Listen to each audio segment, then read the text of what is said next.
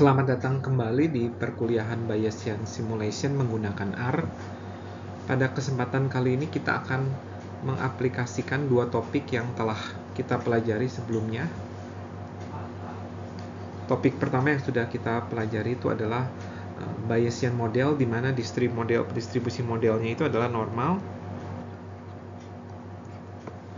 Namun distribusi prior untuk parameternya itu, nah di sini ada dua parameter.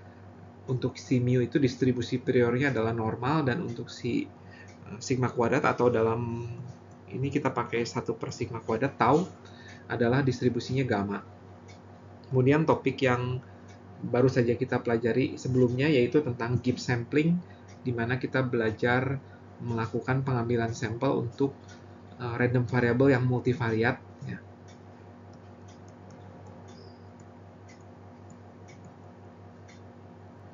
Nah, kesempatan kali ini kita akan mengaplikasikan kedua topik itu dengan menggunakan data asli, yaitu data yang sudah dikumpulkan oleh Profesor Nancy Howell di tahun 1967. Nah, data ini berisikan tinggi badan, kemudian berat badan, jenis kelamin, dan umur dari masyarakat suku asli dari suku Kungsang di Gurun Kalahari di Afrika. Nah, lebih jauh mengenai dataset ini dapat Anda pelajari di link yang saya sudah sediakan. Dengan menggunakan R, setelah saya download datanya, di sini saya bisa melihat kira-kira datanya itu seperti apa. Nah, di bagian pertama ini, di sini saya bisa melihat bahwa data ini berisikan 4 kolom ya. Kolom pertama adalah tinggi badan, height, berat badan, ya, umur, dan juga jenis kelamin ya. Nah, di sini jenis kelaminnya itu ditulisnya itu male. Jadi jika dia itu perempuan, maka nilainya itu 0, sementara jika dia laki-laki nilainya itu 1. Nah, kemudian kita juga bisa melihat sekitar 6 observasi pertama dengan perintah berikutnya, yaitu head-nya.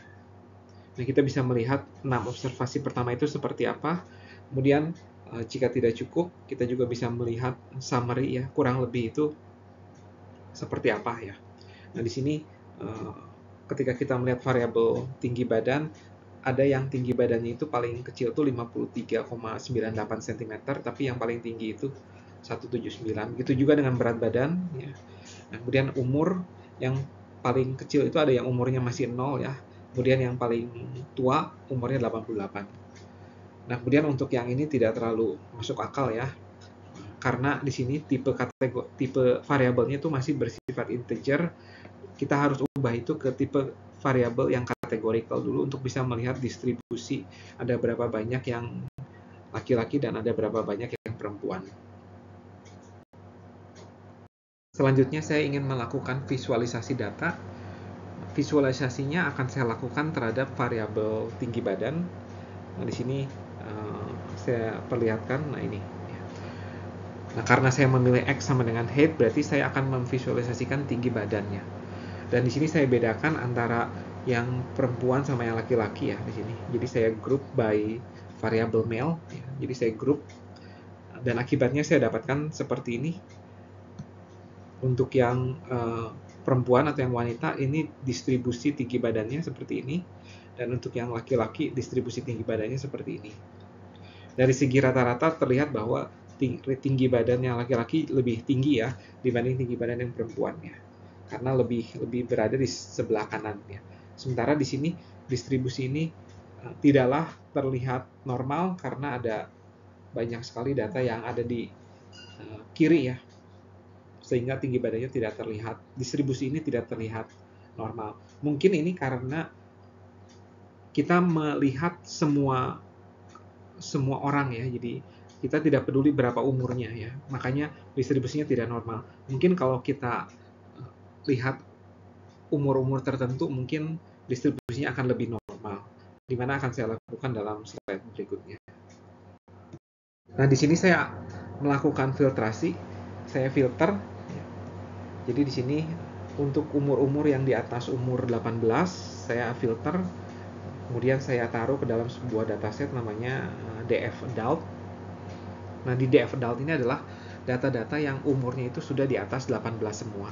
Nah, kemudian saya lakukan hal yang sama, saya coba plot distribusinya, distribusi tinggi badan untuk yang laki-laki dan distribusi tinggi badan untuk yang wanita ya. Sama seperti tadi, yang biru adalah yang laki-laki, yang merah adalah yang wanita ya. Nah, di sini terlihat lebih normal dibandingkan plot density di slide sebelumnya. Sehingga karena sudah terlihat normal, kita bisa mencoba melakukan Bayesian analisis dari data ini.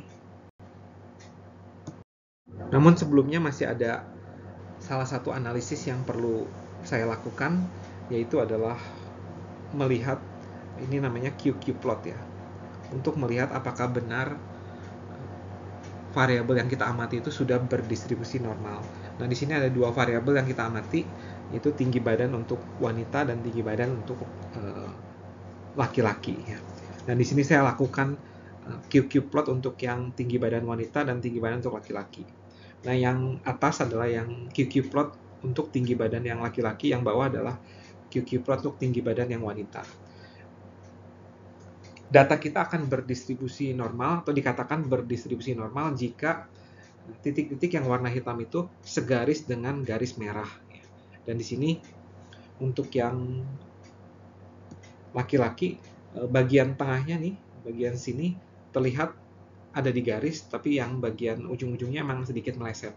Tapi untuk yang wanita terlihat bahwa hampir dari awal hingga akhir itu titik-titiknya itu berada di dalam garis merah, sehingga sepertinya yang wanita itu lebih normal dibandingkan yang laki-laki. Dan di sini Anda juga bisa melihat